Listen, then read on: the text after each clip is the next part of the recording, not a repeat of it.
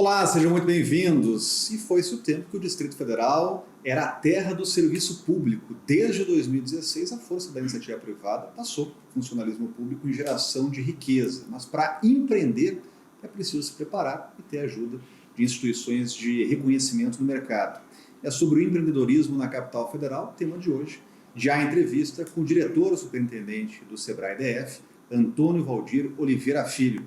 Diretor, seja bem-vindo aqui ao canal Empreender. Esse é um tema que a gente sabe que está na cabeça de muitos jovens e das pessoas em geral aqui em Brasília.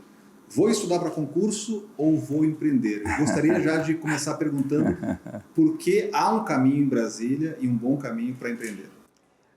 Porque aqui é a terra da oportunidade. Se foi criada há 60 anos atrás por Juscelino como sendo a terra da esperança, porque a capital da República vinha para cá, hoje, ela, na verdade, é uma capital da esperança que traz oportunidades de negócio maravilhosos, porque a nossa renda per capita nos ajuda a ter um consumo diferenciado. Empreender no Distrito Federal é um grande desafio, porque não é fácil competir. Mas o Estado, ao longo do tempo, ele vem se esgotando na sua capacidade de empregar, de sustentar. Aquela Brasília da década de 60, da década de 70, da década de 80, ela hoje não existe mais. Ela está esgotada na sua capacidade. Então, os negócios e o ambiente privado é quem está abrindo a possibilidade para o sustento das famílias. Nós migramos ali na década de 90, quando Brasília, a democracia abriu a possibilidade para que Brasília tivesse o seu ambiente político ativo, suas disputas eleitorais. Nós tivemos um grande movimento de crescimento populacional em Brasília. Foram criadas diversas cidades. E as pessoas que vieram no sonho de alcançar a qualidade de vida que Brasília oferecia, com os seus filhos hoje já numa fase adulta, já não tem mais a oportunidade daqueles que tiveram no passado. Então, esses que têm uma qualificação talvez não tão adaptada à realidade de Brasília, que é mais uma qualificação maior, como tiveram os seus pais, ou aquela época de 70, 80, a gente precisa encontrar alternativa para essas pessoas, para que elas tenham a opção, a possibilidade do sustento das suas famílias através do emprego no privado. Porque se não fizermos isso, Brasília vai ter uma hecatombe social, problemas sociais enormes. Então, eu não tenho dúvida em lhe dizer que o grande caminho é empreender. Agora, interessante que a gente levantava aí essa questão dúbia de Brasília, né? Então, na cabeça de muita gente que está nos acompanhando, né? Ou eu vou estudar para concurso, ou eu vou me preparar, enfim, para iniciativa privada, ou vou empreender. A gente sabe que para estudar para concurso tem que estudar muito, porque é muito concorrido. Agora, o contrário, ele também é verdadeiro. Para empreender, é preciso estudar, é preciso se preparar para empreender? É preciso estar muito bem preparado. Não é que o concurso público também acabou, né? Claro que você tem oportunidades, mas elas estão afunilando. São muito menores do que naquela época. Portanto, as oportunidades do privado, elas são maiores. E a possibilidade de empreender como alternativa hoje, ela é hoje um leque muito maior, principalmente para os nossos jovens que estão saindo das nossas universidades. Mas, Rodrigo, tem uma coisa que sempre me pergunto, é assim, Valdir, fala para mim o que está dando certo em Brasília para eu ganhar dinheiro. E eu sempre digo que se eu soubesse, amigo, eu não estava aqui. Eu já tinha, né, já estava rico ganhando dinheiro. Por que eu digo isso? Porque nem todo mundo foi feito para todo negócio. Nem todo negócio se adapta a qualquer perfil. Isso significa que cada um tem que se identificar enquanto vocação. Aliás, a gente pode começar dando uma boa dica. Duas coisas são importantes para que você tenha uma maior probabilidade de dar certo no negócio. A primeira é você se identificar enquanto vocação. Você tem que gostar do que você faz. Porque o pequeno empreendedor, Rodrigo, é aquele que faz tudo. É aquele que compra, que vende, que atende. Então, se ele não tiver uma identificação, né? Se ele não se identificar com essa vocação, se ele não gostar disso, ele não vai suportar. Você já imaginou? O Rodrigo Orengo não gosta de animais e resolve montar um pet shop. Ele não vai conseguir ficar ali dentro. Então, a primeira coisa, o primeiro desafio, encontre algo que você goste de fazer. Se identifique com essa vocação. Segundo passo, conheça o mercado em que você está se inserindo. Aquilo que a gente chama de stakeholders, o que está em volta desse negócio. Conheça os fornecedores, os clientes, os concorrentes, os funcionários. Enfim, conheça esse mercado e o negócio que você está implementando. Se você se conhece enquanto vocação e você conhece o mercado em que você está se inserindo, a sua probabilidade de dar certo, ela é enorme. Então, aonde o Sebrae entra nessa história? Ele entra na segunda parte, de lhe preparar para esse mercado, de lhe ajudar a conhecer esse passo que você está dando.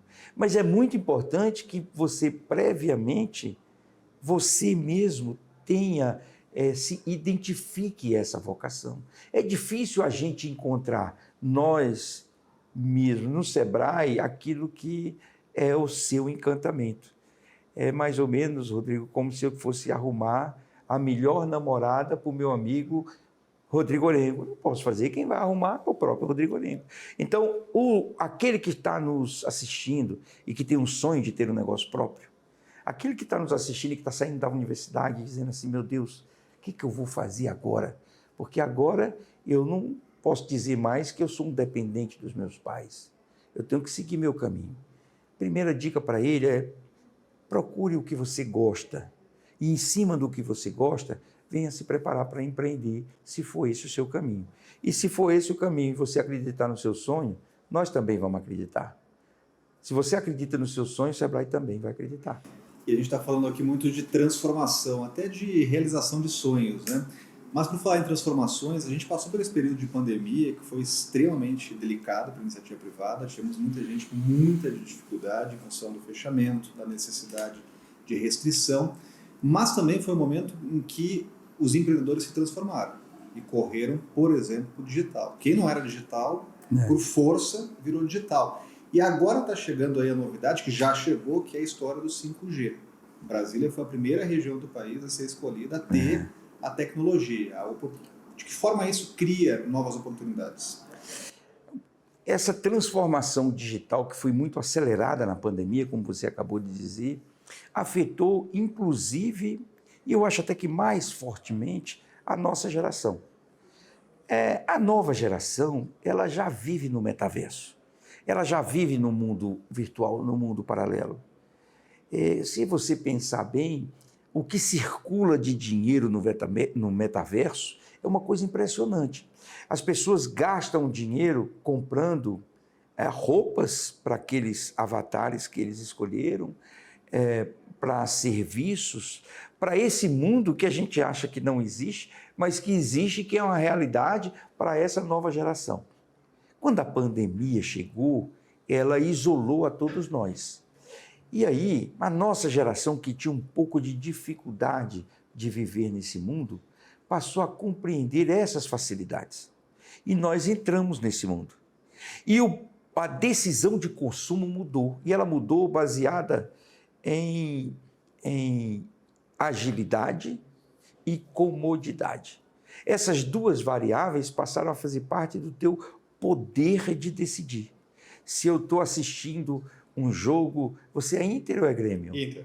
Se eu estou assistindo o Inter, estou assistindo o jogo do Colorado. Contra o Fortaleza. Contra o Fortaleza não, que você vai perder, fica triste. Mas você está assistindo um Grenal.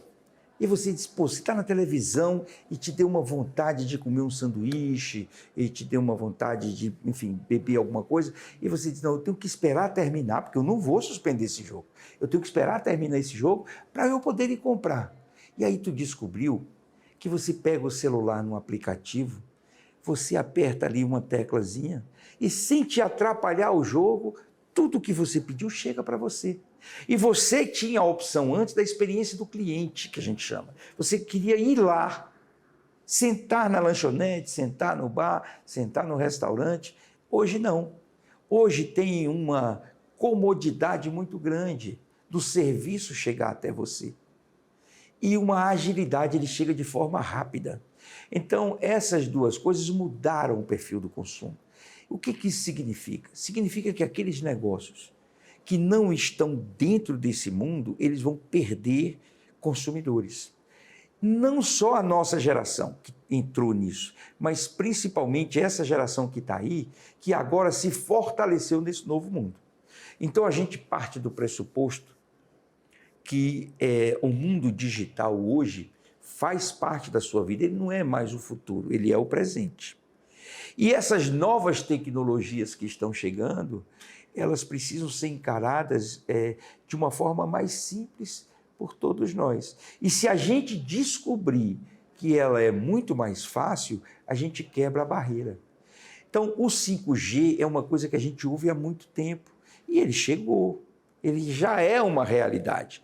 Ainda não está no impacto que imaginamos, mas ele já é uma realidade. O que essa velocidade do 5G vai trazer de diferente para quem tem um pequeno negócio lá na nossa Braslândia, que está nos assistindo, lá na nossa Planaltina, que está nos assistindo? O que ele vai trazer de novidade? Então, é essa quebra de paradigma, essa resistência que nós precisamos quebrar, principalmente dos nossos pequenos negócios, para que eles possam compreender que se eles não entrarem nesse mundo, eles vão estar fora do mercado. Por isso que nós vamos ter agora o Inova. O Inova é um evento que o Sebrae do Distrito Federal faz, já é a nossa 4ª edição, vai ser no dia 25 e 26 de outubro, e a gente está justamente com essa pegada, a popularização do 5G. O 5G chegou, o que ele vai afetar a sua vida? O que esse mundo digital afeta a sua vida? Rodrigo, se está saindo casamento desses aplicativos, você conhece alguém que já casou desse? Conheço. Então, se está saindo gente que está constituindo família, por que não vai sair negócio? Então, nós precisamos levar os nossos pequenos empreendedores a entrarem nesse mundo, mas eles precisam quebrar essa barreira. Você lembra quando os bancos botaram aquela porta giratória? Os clientes olharam e disseram, Deus me livre, essa porta giratória não é para mim, eu não vou dar conta de entrar aí. E aí eles botaram umas maquininhas do lado de fora. Aí é que ele não entrou mesmo. Eles tiveram que botar lá algumas pessoas explicando e quebrando essa barreira. E hoje, você nem se lembra quando é que você vai num banco. E antigamente, banco nem era coisa para você, porque aquilo era um mundo difícil. A lógica é a mesma para esse mundo digital. As pessoas que têm resistência a esse mundo digital, porque acham que isso é uma coisa complicada, não é uma coisa para o mundo delas, não têm ideia do quanto isso é fácil e do quanto isso é necessário para a sua vida, para o seu cotidiano e para o seu negócio. Nossos empreendedores precisam entrar nesse mundo e nessas plataformas para ter poder de competitividade.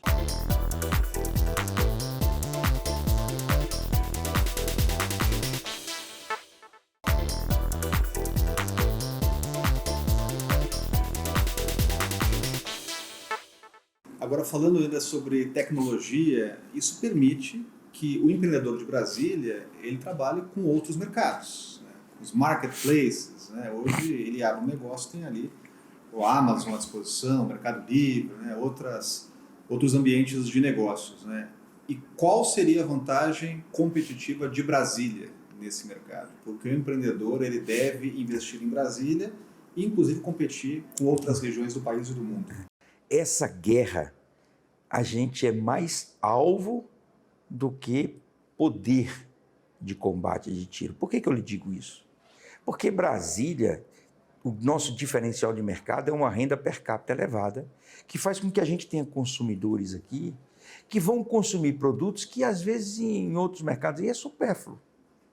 E aqui não. As pessoas têm uma renda per capita elevada. Nossa renda per capita, Rodrigo, é o dobro da renda de São Paulo, que é o segundo colocado. Então, nós temos aqui um consumidor privilegiado, que a gente pode perder com esse mundo. Por quê? Porque agora na pandemia, essa turma começou a navegar, eles não perderam, normalmente vem do setor público, eles não perderam renda, mantiveram a sua condição, seu poder de compra, mas eles começaram a descobrir a China, a Alibaba, um monte de aplicativo que eles iam por ali e compravam de forma baratinha coisas Diversos que vinham, às vezes levavam 40 dias para chegar, mas chegavam. E aí algumas pessoas foram comprando, todo dia chega um pacotinho em casa. Quem está nos assistindo pode ter essa experiência, conversa com a família, para você ver, de repente tem casa que todo dia está chegando um pacotinho em casa. Ah, é um negócio que eu comprei tem 30 dias, eu vi uma sandália interessante, comprei, eu vi um casaco baratinho, comprei, eu vi um negócio que eu nem imaginei que eu precisava, uma pinça, comprei. Isso tudo é Brasília perdendo esse consumidor. Então, nossos empreendedores precisam entrar nesse mundo e nessas plataformas para ter poder de competitividade. Porque se ele não tiver, nós vamos perder esse consumidor privilegiado. Então, na verdade, nós temos mais riscos do que oportunidades. Se a gente fosse fazer uma matriz SWOT dessa mudança, desse novo mundo, nós temos riscos muito grandes. Por isso que os nossos empreendedores precisam estar nesse canal com custo compatível. Porque quando você entra nesse mundo virtual para você fazer negócio, você precisa ter um controle muito forte e uma logística muito bem montada. Mas tu não precisa ter aquele gasto de loja física com um custo muito elevado. Então, se você aproveitar qualquer operadora dessa de marketplace que você já acabou de citar, fazendo uma parceria, entrando lá, você vai conseguir operar bem. O que a gente alerta? A gente alerta para você não ter cuidado de passar o seu negócio para a operadora. Por que eu digo isso? Um negócio, Rodrigo, ele é baseado em modelo de negócio e modelo de relacionamento. O modelo de relacionamento é a forma com que você se relaciona com o seu cliente. Essa forma é estratégica. O teu cliente não pode ser terceirizado. Se você terceirizar, você acabou de passar seu negócio para alguém. Vou te dar um exemplo. Essas plataformas de alimento, de fast food. Tem uma famosa iFood enorme que acabam as lanchonetes fast foods, eles se apoiam nessa plataforma porque vende muito mais fácil, no entanto, viram refém dela. E se daqui a pouco, se você não fizer do jeito dela, o que vai acontecer? Ela te escanteia, ela te põe para lá e você perde faturamento da noite por dia. E quando tu for atrás do teu cliente não é mais teu, ele é da plataforma. Então, os cuidados que esses pequenos têm que ter é que eles têm que entrar, eles têm que estar nessas operações, nesses marketplaces, né, nessas grandes plataformas, eles têm que estar aí, porque se eles não estiverem aí, ele vai perder mercado, mas eles não podem terceirizar o cliente deles para essas plataformas. Agora, interessante também é que a gente falando desses novos mercados, tem que lembrar também do antigo. E Brasília tem uma tradição que é muito apoiada numa logística de Brasília. Quando Lúcio Costa e Niemeyer criaram a capital, gênios, eles criaram lá as entrequadras, por exemplo, né, no plano piloto. E aí tem um comércio ali que é muito tradicional. E tem clientes que não são clientes de famílias, né? Como garantir que esses clientes tradicionais continuem comprando, por exemplo, nesses comércios de rua? Eles vão continuar existindo. Quando o e-commerce começou a vir muito forte, o mercado americano foi, na verdade, a primeira grande explosão desse modelo de negócio, a gente começou a fazer um debate se o e-commerce ia acabar com a loja física. Tem dois grandes eventos de varejo no mundo, a NRF em Nova York todo ano e a Euroshop, que acontece em Düsseldorf, na Alemanha, a cada 3 anos. E esses dois eventos, eles vêm debatendo isso há muitos anos. E há muitos anos a gente chegou à conclusão que o e-commerce não vai acabar com a loja física. Que elas são complementares, elas vão entrar num processo de equilíbrio. Os mercados, eles acabam se adaptando. Vai continuar existindo os pequenos negócios, sim. E eles vão continuar próximo da sua casa, sim, e eles devem ser valorizados pelos consumidores. Mais que isso, tem muitos negócios que são apoiados em modelos que eu vou chamar de analógicos ou modelos tradicionais, conservadores, antigos, que os meus pais usavam e que a gente continua usando e que dá certo.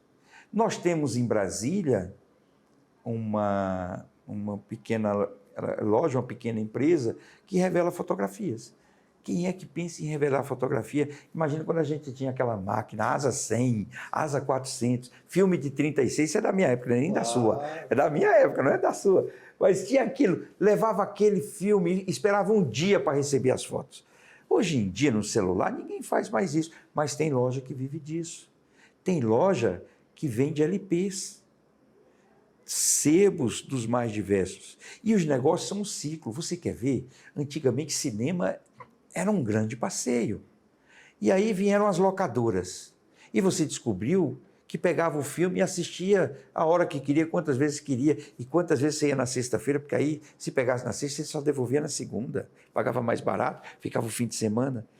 Esse modelo de negócio quebrou os cinemas. Os cinemas acabaram virando igrejas, mas quebrou os cinemas. Aí veio os canais de streams. E aí eles quebraram as locadoras. E o que aconteceu? Eles começaram a investir de novo no cinema, na experiência do cliente, no passeio. Se você vai num cinema hoje, você vai para uma poltrona, você compra aqueles balde de pipoca de 1 quilo, Coca-Cola maravilhosa, 3D. E aí o cinema voltou a ser a grande opção de consumo. Os negócios, eles são em ciclo. O que os nossos empreendedores precisam? Estar conectados com o ciclo. Porque se eles perderem a conectividade com o cliente, eles estão mortos, independente do que seja. Por isso que a gente dizia muito na pandemia para os nossos empreendedores, não perca a conectividade com o seu cliente. Tu baixou a porta do teu restaurantezinho, que é ali, você, sua esposa, um filho, 3 funcionários, 4 funcionários, e aí tu baixou a porta, tu foi obrigado a baixar a porta. Mas o teu cliente continuava comendo. Como é que ele estava comendo? Você não sabia, você não estava nas redes sociais, pega o telefone e liga para ele. Mas você não pode perder essa conectividade, porque aí você vai descobrir a forma de se relacionar com o cliente. E ela tem que ser sua. E se você se mantiver assim, o seu negócio nunca vai morrer. O papo está muito bom aqui, mas a gente está chegando à conclusão da nossa conversa. A gente vê pela conversa que tem muito assunto ainda. Já quero deixar pena que já está acabando. Já quero deixar um convite para a gente voltar e debater, porque a gente sabe que tem muito tema relacionado a empreendedorismo e Brasília. Essa lógica antiga de que Brasília é terra do serviço público, isso acabou. As pessoas aqui empreendem, trabalham muito e geram muito emprego e renda. Mas antes de encerrar, para o empreendedor que está nos acompanhando ou aquele que está nos acompanhando e quer virar um empreendedor, como é que ele tem acesso aos trabalhos do Sebrae? Fácil. 0800 570 0800 é a nossa central. Também pode ir no portal df.sebrae.com.br.